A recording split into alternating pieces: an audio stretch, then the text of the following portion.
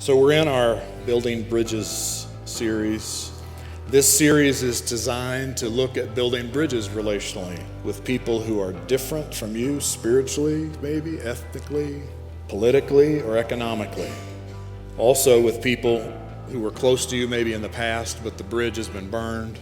And we want to be as practical as possible. That means the first step we're taking in this is to ask questions and to hear people's stories.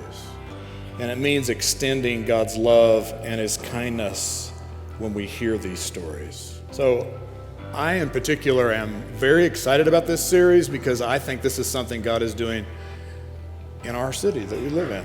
Well, you know what? Jesus builds bridges to people that I maybe wouldn't build a bridge to.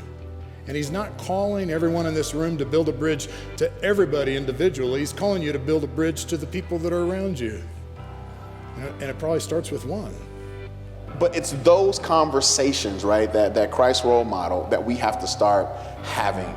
And we have to not be afraid to just delve in and get to know people on a level, beneath the surface. I got a prescription change as a little kid that God was for the whole world, that God was for all peoples, that there were men and women and children at any given moment worshiping in other languages, studying the scriptures, suffering for their faith, needing encouragement just like I would or my parents would or anyone else would. Jesus made these people very angry. You ever notice that about Jesus? Sometimes He makes people really mad. Just because He clarified God's heart was not just for them, but for people they considered outside.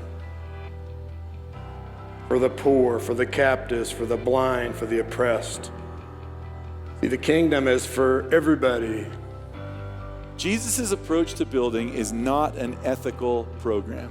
Jesus is not giving us a set of rules about what we can do.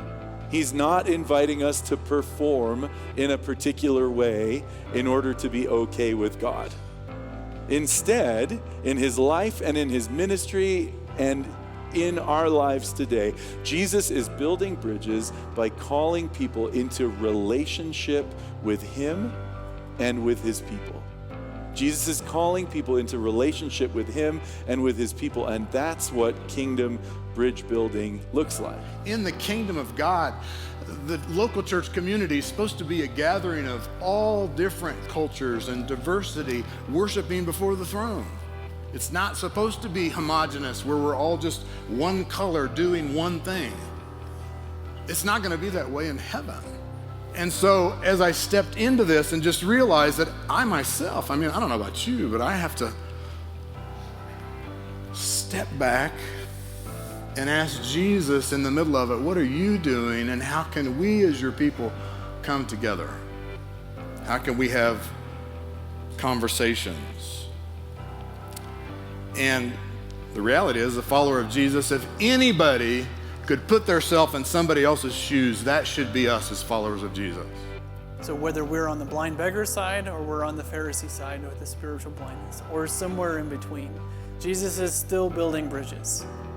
Instead of just taking this metaphor of what it means to be a good neighbor and metaphorically love my metaphoric neighbors with some metaphoric love, what would it mean if I loved my actual neighbors with like a real love that actually cost me something in my time, in my resources, in my energy, for the sake of Jesus and for the sake of the gospel? If you take this seriously, you will start to see things. You'll start to realize that there's something sacred going on right outside your front door. We always ask this question, what if Jesus, when He said love your neighbor, what if He meant your actual neighbors too? Part of the genius of this is that it guarantees you that you're going to be around and connecting with people who think about the world totally differently than you do. In this series, we've been talking about building bridges, specifically with people who are different than us. And I just want to tell you this from my own experience. If you start to take the idea of your literal neighborhood seriously, you're guaranteeing yourself that you're breaking out of any kind of weird Christian bubble. You're also guaranteeing yourself that you're gonna be hanging out with people who don't like the same things that you like. You're guaranteeing that you're gonna be hanging out with people who are in a different season of life. who don't vote the same way that you vote. But if you get through that, if you're willing to push through that, what lies on the other side is something that's beautiful and something that's really potent.